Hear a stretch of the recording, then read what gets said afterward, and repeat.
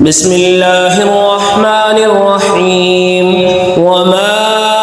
أبرئ نفسي إن النفس لأمارة بالسوء إلا ما رحم ربي إن ربي غفور رحيم وقال الملك ائتوني به أستخلصه لنفسي فلما كلمه قال إنك اليوم لدينا مكين أمين قال اجعلني على خزائن الأرض إني حفيظ عليم وكذلك مكنا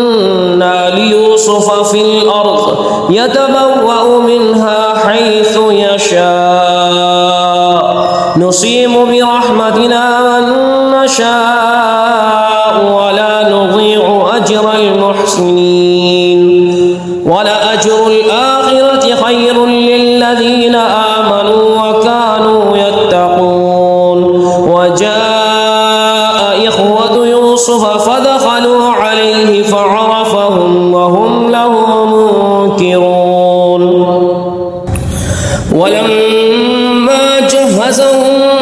بجهازهم قال ائتوني بأخ لكم من أبيكم ألا ترون أني أوفي الكيل وأنا خير الموزنين فإن لم تأتوني به فلا كيل لكم عندي ولا تقربون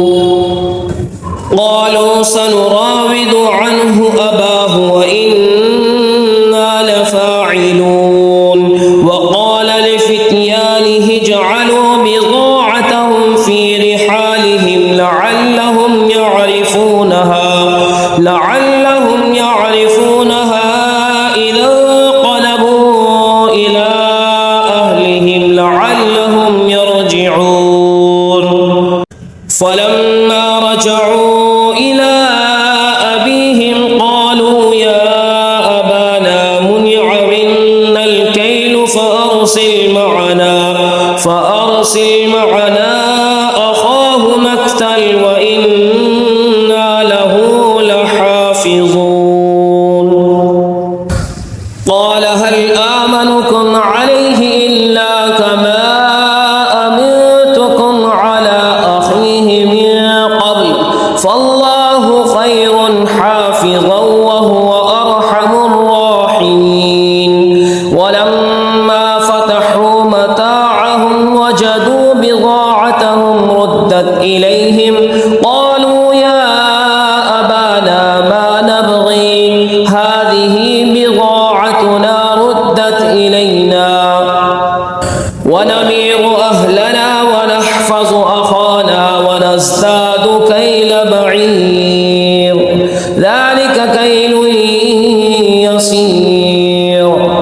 قال لن أرسله معكم حتى تؤتون موثقا من الله لتأتونني به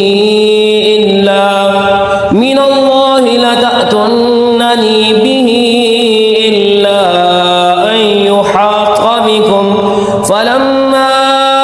آتوه موثقهم قال الله على ما نقول وكيل وقال يا بني لا تدخلوا من باب واحد وادخلوا من أبواب متفرقة وما أغني عنكم من الله من شيء إن الحكم إلا لله عليه توكلت عليه فليتوكل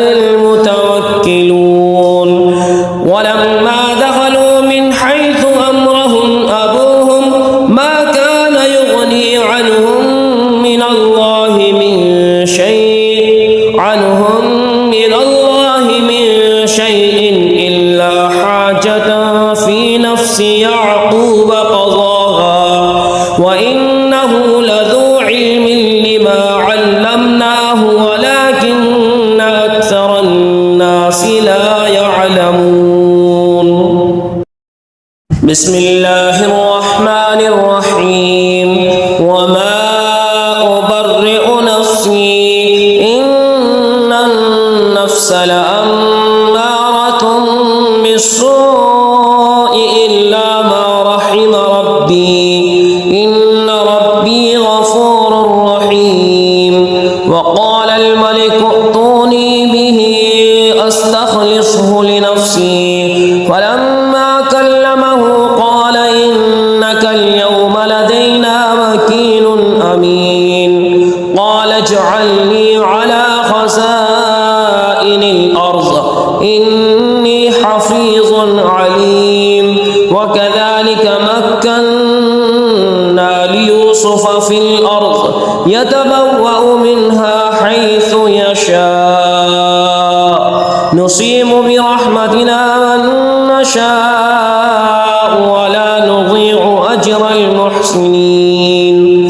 ولأجر الآخرة خير للذين آمنوا وكانوا يتقون وجاء إخوة يوسف فدخلوا عليه فعرفهم وهم له منكرون ولما جهزهم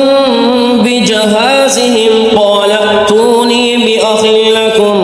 من أبيكم ألا ترون أني أوفي الكيل وأنا خير الموزنين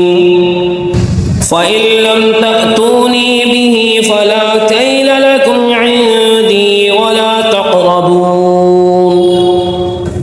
قالوا سنراود عنه أباه وإنا لفاعلون وقال لفتيانه اجعلوا بضاعتهم في رحالهم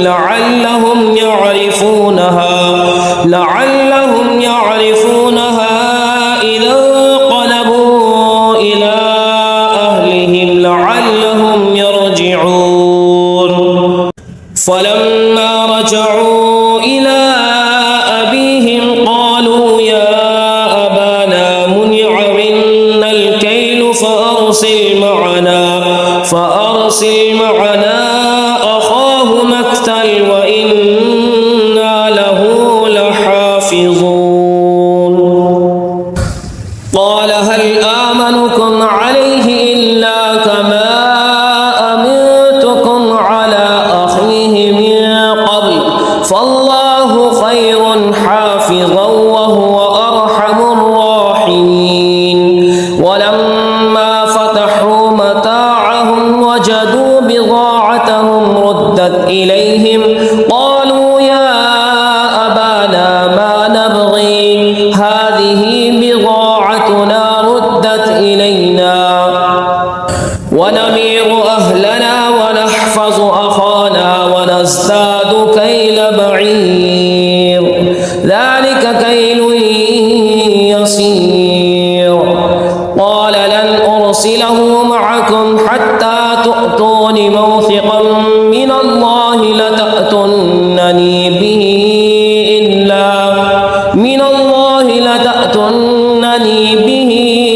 إلا أن يحاط بكم فلما آتوه موثقهم قال الله على ما نقول وكيل وقال يا بني لا تدخلوا من باب واحد وادخلوا من أبواب متفرقة وما أغني عنكم من الله من شيء إن الحكم إلا لله عليه توكلت عليه فليتوكل